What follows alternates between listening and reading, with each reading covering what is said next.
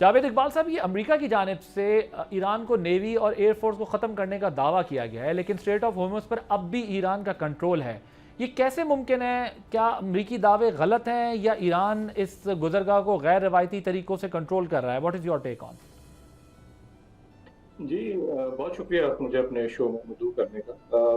میں ناظرین کی اطلاع کے لیے بتاتا چلوں کہ کسی بھی ملک کی بحری طاقت اس کی بحریہ کی ہی طاقت کی غماز نہیں ہوتی، بلکہ اس کا ایک پورا ایک میری ٹائم پوٹینشیل ہوتا ہے، اس کا جغرافیہ. جیسے ہم جانتے ہیں کہ ایران ایک طویل اس کا ساحل سمندر ہے، اور وہ آبنائے ہرمز جیسی عالمی شارک کے دہانے پر بیٹھا ہے، تو وہ وہاں بیٹھ کر اس کو کنٹرول کر سکتا ہے.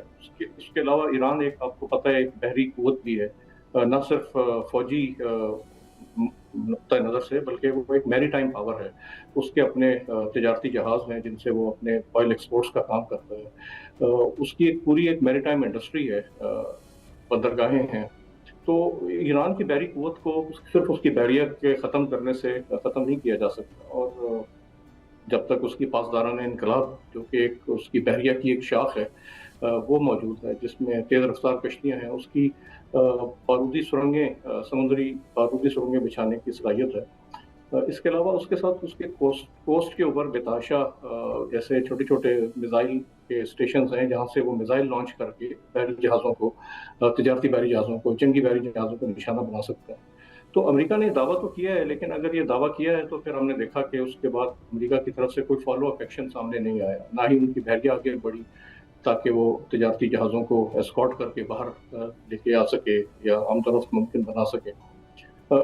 بجائے اس کے کہ اس نے اپنے الائی سے، اپنے اتحادیوں سے اپیل کی کہ وہ آئیں اور کسی طریقے سے اس آبنائے ہرمز میں تجارتی آمد و رفت کو ممکن بنائے. حتیٰ کہ اس نے چین سے بھی، جو کہ اس کا ایک بہت بڑا ایک حریف ہے ایک اسٹریٹجک پاور اسٹرگل کے تناظر میں، چین سے بھی اس نے درخواست کی.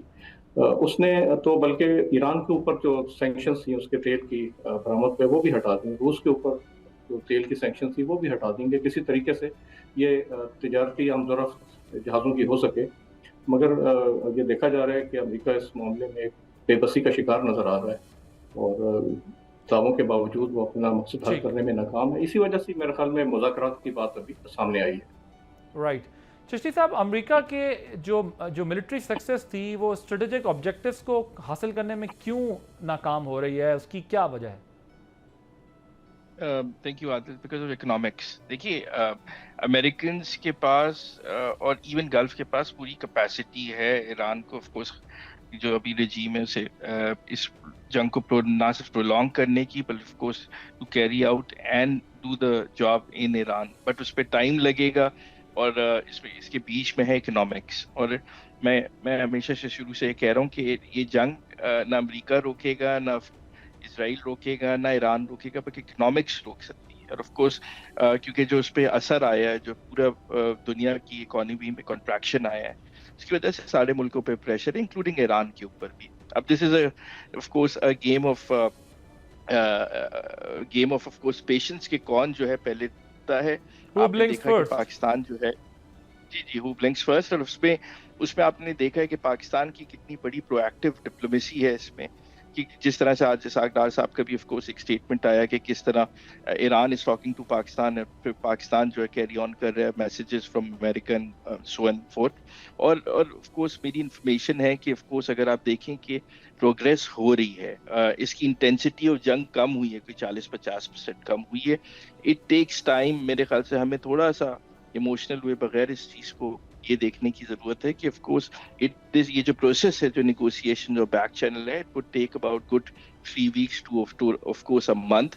جب اس کی انٹینسٹی کم ہوتی جائے گی اور آف کورس اس کے بعد سیز فائر آئے گا. دونوں ملک جو ہیں، اور بلکہ تینوں ملک، اور میں اس میں 4 فریق کہتا ہوں، اس میں امریکہ ہے، اسرائیل ہے، گلف ہے جسے ہم بھول جاتے ہیں، آف کورس اس کے بعد ایران ہے کے پاس ہے. اور آف کورس میں آپ کو ایک اور انفارمیشن دے دوں کہ پاکستان نے سعودی عربیہ اور ایران کا جو ایک چینل ہے وہ بھی ایک علیحدہ سے کھولا ہوا ہے apart from the American side. کیونکہ یہ انڈرسٹینڈنگ ہونی چاہیے کہ علی لجرانی صاحب آف کورس واز ان اسلام آباد، اور پھر جو پوری نیگوسیشنز تھی سعودی عربیہ میں، علی لجرانی صاحب تھے وہاں پہ پرنس خالد کے ساتھ، اور پھر بعد میں حوثیوں کے ساتھ، وہ پاکستان نے ہی فیسیلیٹیٹ کی تھی. تو ایران کی بھی انگریس کرا دی تھی ہم نے سعودی عربیہ کے ساتھ. تو we have excellent relationship with IRGC اور current Iranian set up with Saudis اور امریکنز، اور ہم اس کا لیوریج لے رہے ہیں. ہمیں بس یہ دعا کرنی چاہیے کہ آف کورس کہ یہ جو ہے اس میں جو تھرڈ ایلیمنٹ یعنی میں اسرائیل کی بات کہتا ہوں وہ کوئی ایسی چیز نہ کر دے جس سے یہ جنگ پرولونگ ہو. اور اس میں پاکستان نے ایک بہت بڑا آف کورس آج آپ نے دیکھا کہ ایک سٹیٹمنٹ بھی آیا، روئٹرز رپورٹڈ کہ کس طرح پاکستان نے امریکنز کو کہا کہ جو ایرانین نیگوشیٹرز ہیں انہیں کل لسٹ سے ہٹائیں، اور وہ بات مانی گئی. تو Pakistan is doing the world's job at the moment, اور we should be all be proud as Pakistanis کہ ہم of course یہ لیڈ کر رہے ہیں in terms of یہ جو پیس انیشیٹو ہے. جی عادل سبسکرائب کریں اور بیل دبائیں تاکہ کوئی خبر رہ نہ جائے.